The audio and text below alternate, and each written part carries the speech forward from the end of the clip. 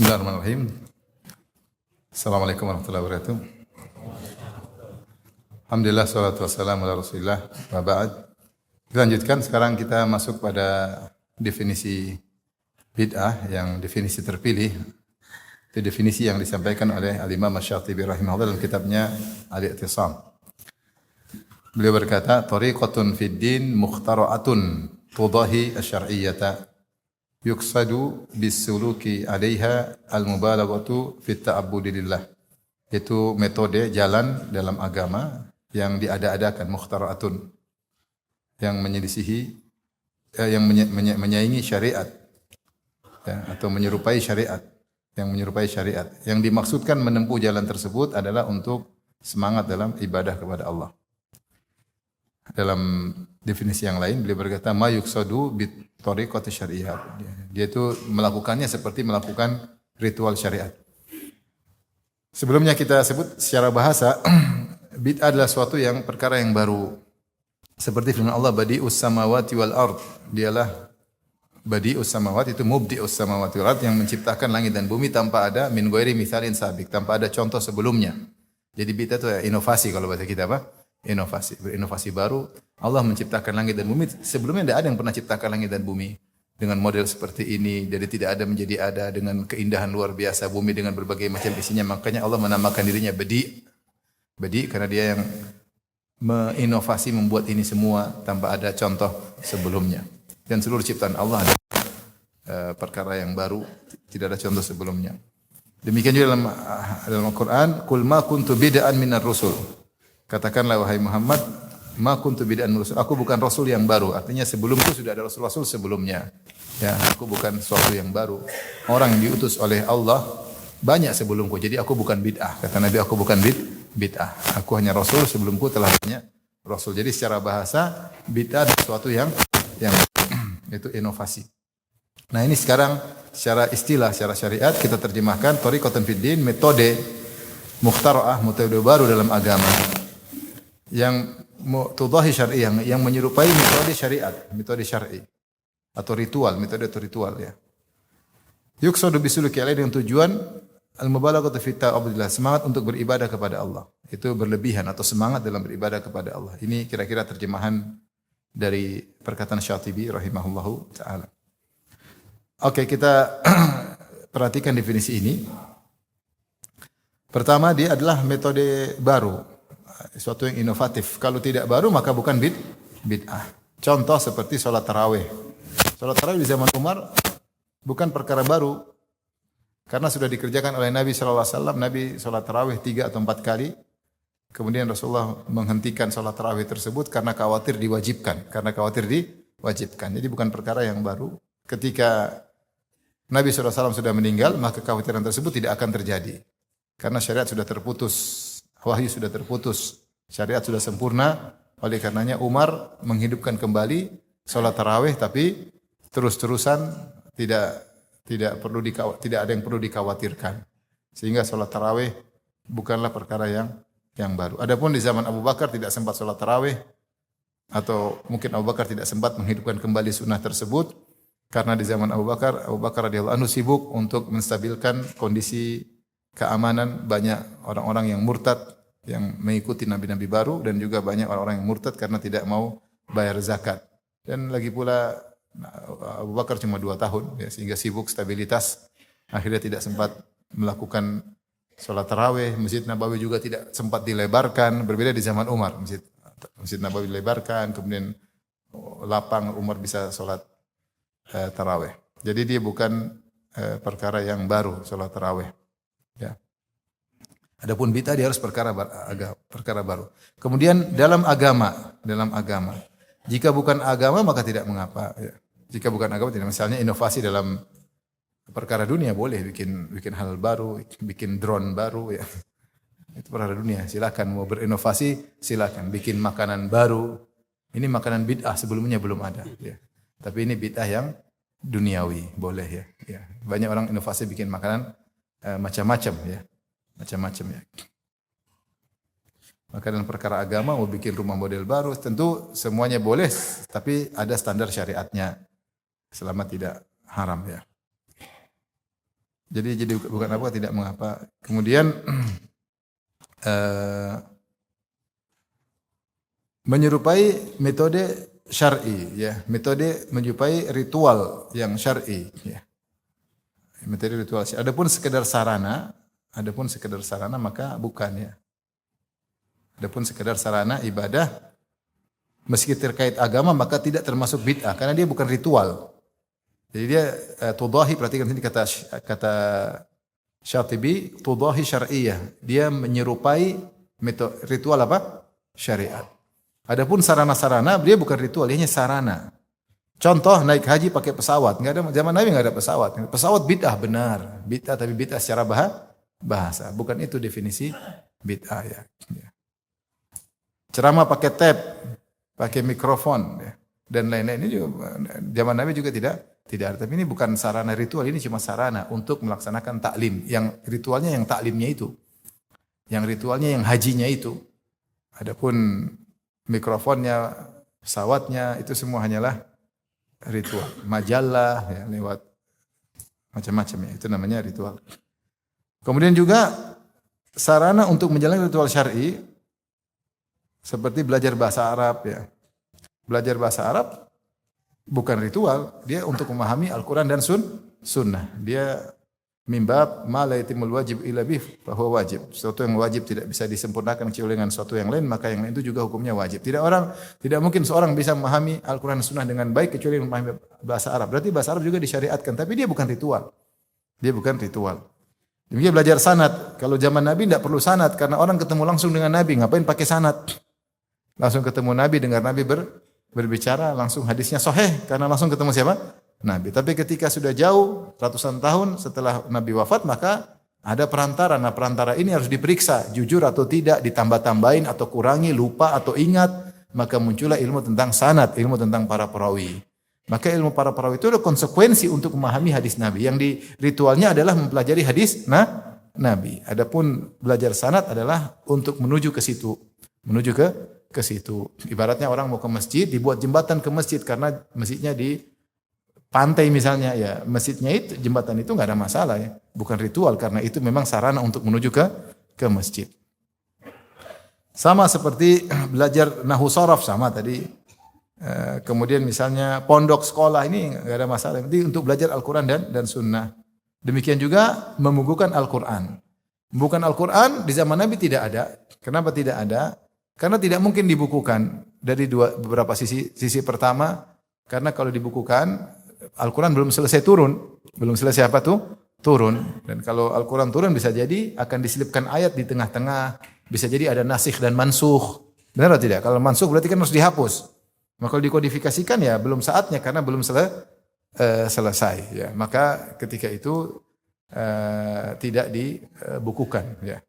Karena memang belum selesai. Gampangannya demikian. Sehingga ketika Nabi SAW sudah selesai meninggal dunia, Al-Quran sudah sempurna, sudah tidak ada lagi yang dimansuhkan, semua sudah muhkam, ya, maka baru dibukukan. Itu pun Abu Bakar merasa berat. Dia mengatakan bagaimana saya melakukan sesuatu yang tidak dilakukan oleh Nabi. Itu pun dia merasa apa? Berat. Padahal perkara yang sangat oke, tapi karena kehati-hatian. Tidak seperti orang bermudah-mudahan bid'ah. Ini aja bukan bid'ah aja, perhatikan. Ini aja bukan bid'ah, Abu Bakar merasa berat. Sampai harus diomongin lagi oleh Zaid bin Sabit, oleh sahabat yang lain. Baru kemudian legalah hati Abu Bakar untuk melakukannya.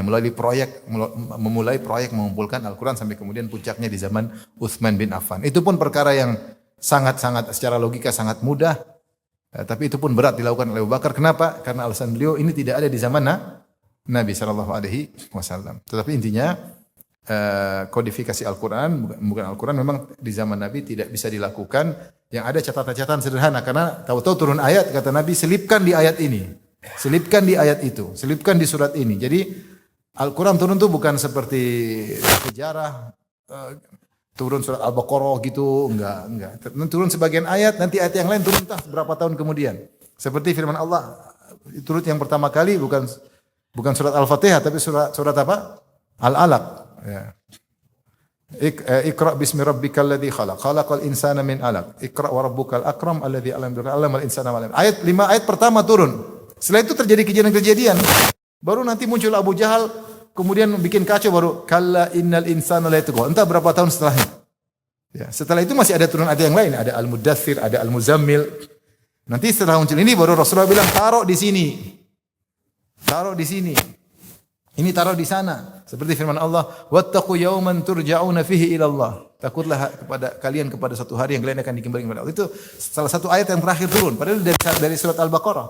Padahal Al-Baqarah nomor 2. Makanya di antara mukjizat Al-Quran, Al-Quran bisa turun, kemudian seperti puzzle, nanti pasang sini, pasang sini, pasang sini. Berarti yang menurunkan sudah tahu itu semua, paham? Kalau Nabi yang dari Nabi pasti Nabi ini kemarin kemana ya? Kalau dari Nabi pasti bingung.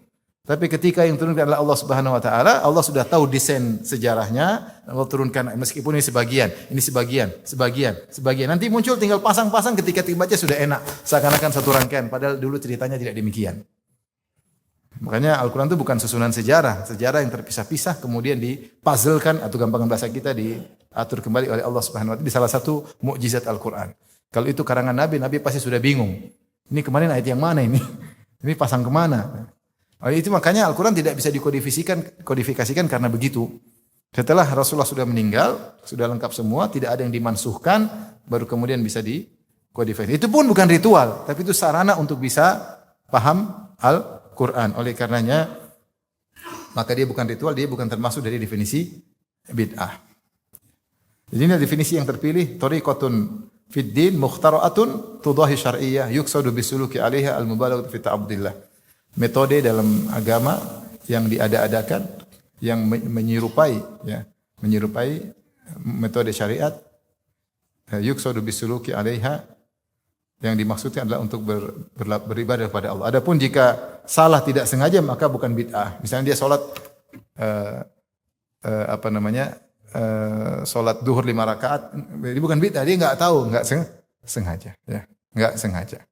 Atau dia salat misalnya kemarin dalam karena sesuatu, bukan untuk mencari ini thariqah baru, bukan seperti salat yang difatwakan oleh sebagian ulama ketika musim Covid ada jarak, bukan ini cara baru bid'ah, enggak, ini enggak ada yang maksud ini adalah suatu ibadah baru, enggak, ini karena ada penyakit. Maka dibuat seperti ini karena ada penyakit. Atau orang mungkin salat pakai masker bid'ah, enggak, ini bukan suatu ibadah baru, bukan, tapi ini karena ada masalah. Masalah seperti itu.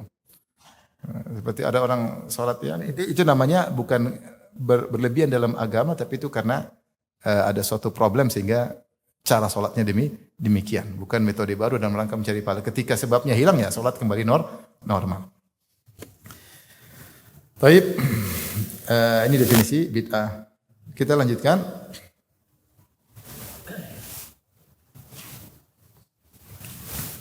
Pembagian bid'ah. Bid'ah bisa dibagi-bagi dari beberapa tinjauan. Disebutkan juga oleh Syatibi sebagiannya. Nanti kita jelaskan ya. Bid'ah ditinjau dari murni atau tidak asalnya. Ada yang disebut dengan bid'ah haqiqiyah, yang murni asli benar-benar inovasi dari awal sampai akhir. Inovasinya benar-benar dari awal sampai akhir ya. Ini inovasi 100%.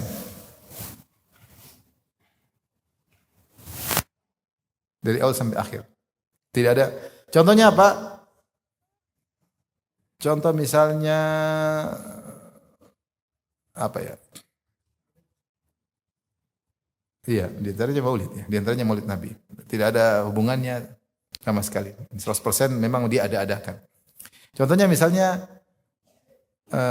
salat apa? Salat yang menolak bala namanya apa? Salat hari Rabu, Rabu wakasan. Salat Rabu wakasan. Ini benar-benar waktunya hari Rabu, tujuannya untuk menolak kesialan pada hari Rabu. Maka ini bid'ah benar-benar murni karangan ya. Karangan tidak ada kaitannya.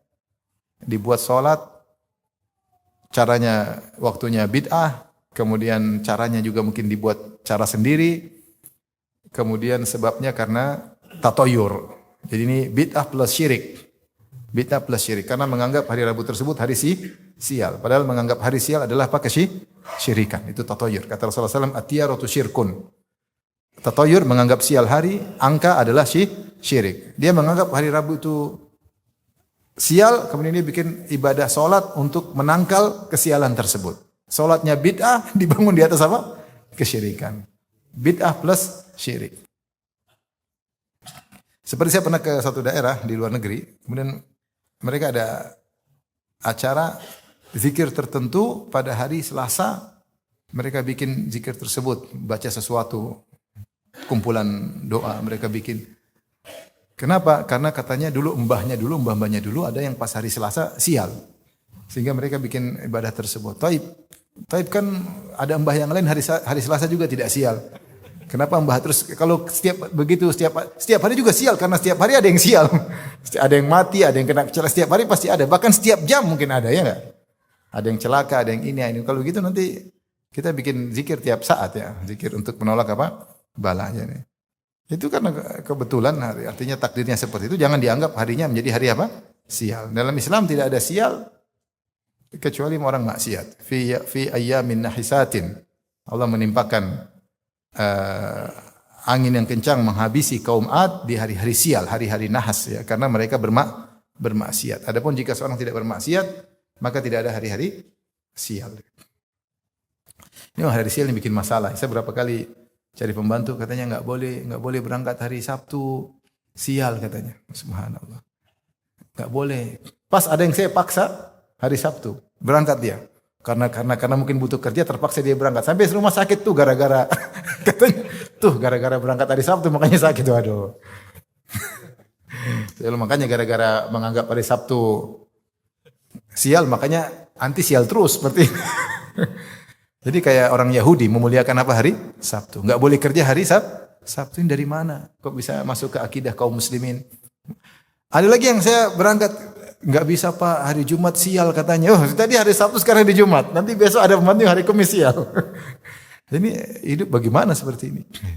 Hari dianggap apa sih? Sial. Aneh. Tapi itu contohnya seperti mungkin sholat apa Rebu Bekasan atau Maulid Nabi benar-benar inovatif, enggak ada syar'inya sedikit pun. Beda dengan bid'ah idhofiyah. Bid'ah idhofiyah ini dari satu sisi ada syar'inya. Satu sisi syar'i. Tapi metodenya bid'ah. Metodenya bid'ah. Metodenya tidak syar'i. Seperti apa? Seperti salat malam nisfu Sya'ban. Salat malam nisfu Sya'ban. Salat malamnya syar'i tapi menjadikan malam nisfu Sya'ban sebagai ada ritual salat khusus ya. 100 rakaat ya kalau enggak salah ya. Maka ini adalah bid'ah misalnya. Ini tidak ada contohnya. Zikir syar'i tetapi dengan berjamaah jadi bid'ah idhofiyah. Zikirnya syar'i tapi cara berjamaahnya yang tidak syar'i. Namanya bid'ah idhofiyah. Bid'ah idhofiyah. Seperti zikir berjamaah.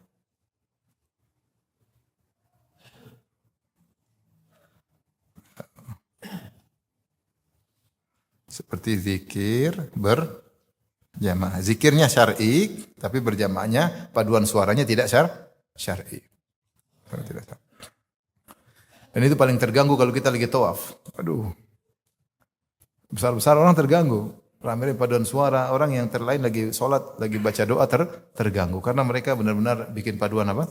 Suara.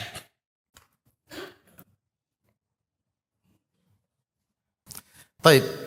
Maka untuk selamat dari bid'ah idhofiyah, maka seorang harus benar melakukan sunnah ditinjau dari 6 sisi. Pada seorang dikatakan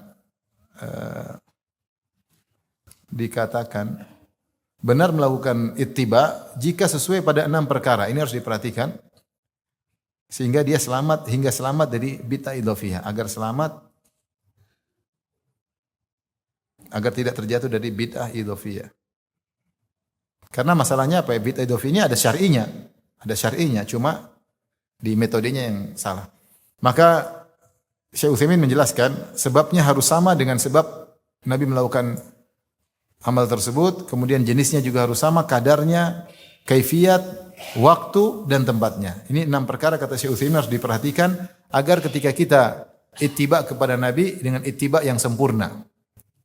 Tidak salah, karena kalau ada salah satu salah bisa jadi bid'ah idhofiyah. Jadi bid'ah apa? Idhofiyah.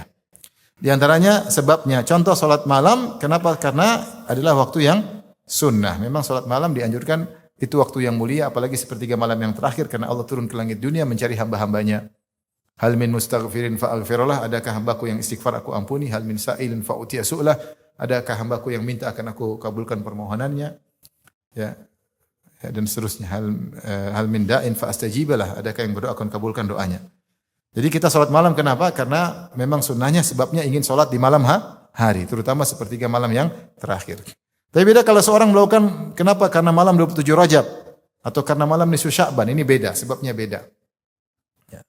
Kalau kita memang kalau sekedar malam, dia mengkhususkan karena ini malam 27 Rajab, maka dia melakukan ini. Kita bilang tidak pas. Kalau kita mau salat malam sesuai dengan Nabi, Nabi tidak pernah salat malam karena 27 Rajab, dan Nabi tidak pernah salat malam karena malam nisfu Sya'ban. Salat aja. Tapi karena ini, karena itu, kalau karenanya beda, maka meskipun ritualnya sama-sama 11 rakaat, tapi karenanya beda, maka itibaknya tidak sempurna. Paham? Itibaknya tidak sempurna. Oleh karenanya, kalau mau itibak sempurna, di antara poin pertama, sebabnya harus sama. Paham? Saya ulangi, ada orang salat 11 rakaat karena malam hari, ada orang 11 rakaat karena malam 27 Rajab. Apakah berarti dia itibak kepada Nabi? Tidak. Makanya Rasulullah mengatakan jangan khususkan malam Jumat dengan salat. Dan dalam hadis Rasulullah melarang mengkhususkan malam Jumat untuk salat malam. Jadi malam Jumat aja baru dia salat malam, ini salah. Karena malam-malam, ya kalau kita salat karena malam itu benar. Allah suruh salat di malam hari. Wa minal laili fatahajjar bihi. Malam hari bangun salat. Berarti karena malamnya. Karena kita ingin ibadah. Adapun karena 27 Rajab, karena malam Sya'ban, maka sebabnya berbeda. Meskipun salatnya sama, maka tidak dikatakan sempurna dalam sunnah. Karena sebabnya berbeda. Faham? Contohnya berkurban. Berkurban, maka jenisnya harus sama. Seperti membahimatil an'am, dari hewan-hewan ternak, yaitu dari onta, sapi, dan kambing. Ya. Onta, sapi, dan kambing. Kambing dan domba. Ya. Ya. Kemudian ada yang bilang mengatakan berkorban dengan kuda. Ya, kuda lebih mahal. Ya. Kita berkorban dengan kuda, maka tidak sah karena jenisnya berbeda. Karena jenisnya berbeda. Ya. Jadi kalau mau ikuti sunnah, ya harus sunnahnya jenisnya sama. Ya. Kalau dengan bahimatul an'am, mau dengan kambing boleh, dengan onta boleh, dengan sapi boleh. Adapun berkorban dengan kuda, maka dikatakan bid'ah. Kenapa? Karena Rasulullah tidak pernah berkorban dengan kuda, dan syariat mengatakan korbannya dengan bahimatul an'am, dengan binatang ternak, yaitu 4 hewan, onta, sapi, kambing, dan domba. Demikian juga harus sama dari sisi kadar. Salat duhur misalnya 4 rakaat. Jika ditambah 1 rakaat lagi, maka ini kadarnya berbeda. Ya. Qadar, itu kadar. Jangan sampai kita salat asar 5 rakaat. Kenapa kadarnya berbeda? Harus sesuai dengan aturan yang diajarkan Nabi SAW sehingga salatnya sempurna, ittiba'nya sempurna. Kemudian diantaranya kaifiyah, tata cara. Misalnya wudu. Wudu kita tahu urutannya ada. Ya. Idza qumtum ila sholati faghsilu wujuhakum wa aydiyakum ilal marafiq wamsahu bi ru'usikum wa arjulakum minal ka'bain. Jadi wajah dulu, baru kemudian tangan, baru kepala, baru kemudian apakah? Kaki. Kalau dibolak-balik tidak sesuai, maka tidak sesuai sunnah. Misalnya dia wudu, tangan dulu baru wajah, maka ini kaifiatnya tidak pas. Ya. Contoh seperti tadi kita katakan zikir dengan joget-joget. Zikirnya syar'i, tapi ketika joget-joget maka tidak syar'i. Loncat-loncat, ya. Seperti zikirnya orang-orang apa? Sufi, ya, loncat-loncat, ya. Menari-nari, ya. Ini tidak benar. Ya. Karena Rasulullah tidak mencontohkan di mana. Zikir yang dicontohkan oleh Nabi Shallallahu Alaihi Wasallam harus kaifiatnya juga benar agar ittiba menjadi sempurna. Karena kalau kaifiatnya salah, kita terjatuh dalam bid'ah idhofiyah. Di antaranya poin yang kelima adalah waktu atau zaman. Ya. Misalnya kurban ada aturannya, ya, harus yaitu sejak habis sholat Idul Adha sampai sebelum matahari terbenam. Hari terakhir hari tasyrik tanggal 13 Zulhijjah. Tapi kalau ada orang yang ternyata menyembelih hewan kambing tanggal 30 Zulhijjah, maka kita bilang tidak sesuai dengan ittiba. Atau dia menyembelih sebelum salat Id, ya. Idenya bagus, ya, agar kalau habis salat Id sudah siap makan. Adapun habis salat Id dulu kemudian nyembelih, kemudian nguliti lama, apalagi onta, ya, apalagi sapi, ya, ditungguin lama ya. Mungkin habis zuhur juga belum masak ya. Kenapa? Karena sapinya baru kabur sana kabur sini. Kalau kambing ya bisa 1 jam, lama. Ya, mending daripada pagi nggak ada kegiatan, habis subuh langsung nyembelih. Jadi pulang tinggal masak atau sudah masak sebelumnya. Tapi tidak boleh. Siapa yang menyembelih sebelum waktunya maka tidak sah, hanya kambing biasa. Syatuka syatul lahmin. Kambingmu adalah kambing biasa kata Nabi, bukan kambing kurban. Kambing kurban. Contoh tempat iktikaf, tempatnya di masjid. Jangan iktikaf di rumah ustadz ya. Ada orang iktikaf di rumah ustadz ya. Enggak ada, namanya iktikaf di masjid lah, lebih enak di rumah, kita bisa bikin ini lebih enak, lebih nyaman, makanan bisa tersedia. Iktikaf di rumah ini bukannya iktikaf, bukan. Iktikaf harus di masjid ya. Wa antum aqifuna fil masajid, dan kalian iktikaf di masjid. Selama bukan di masjid maka bukan iktikaf ya. Maka kalau kita komitmen dengan 6 poin ini kata Syekh Utsaimin rahimahullah, maka kita telah menjalankan sunnah Nabi dengan sempurna. Maka 6 poin ini harus diperhatikan agar ittiba. Dan kalau kita 6 perkara ini kita bisa jalankan dengan baik, kita akan selamat dari bid'ah idhafiyah. Itulah Rasulullah SAW mengatakan alaikum bisunnati. Kata Rasulullah, ikutlah sunnahku, yaitu dari segala sisi. Kemudian kata Rasulullah SAW, khudhu anni manasikakum. Ambillah tata cara manasik haji kalian dariku. Rasulullah juga berkata, sallu kama ra'aitumuni usolli. Sallu kama ra'aitumuni usolli. Salatlah sebagaimana kalian dan aku salat. Maka seorang berusaha komitmen dalam 6 poin ini agar dia tidak bid'ah, di antaranya bid'ah idhafiyah. Faham? Paham ya? Kita lanjutkan. Ini bid'ah dari tinjauan dia murni atau tidak secara asalnya. Ada bid'ah hakikiyah murni 100%, ada bid'ah idhafiyah, satu sisi syar'i, satu sisi tidak syar'i.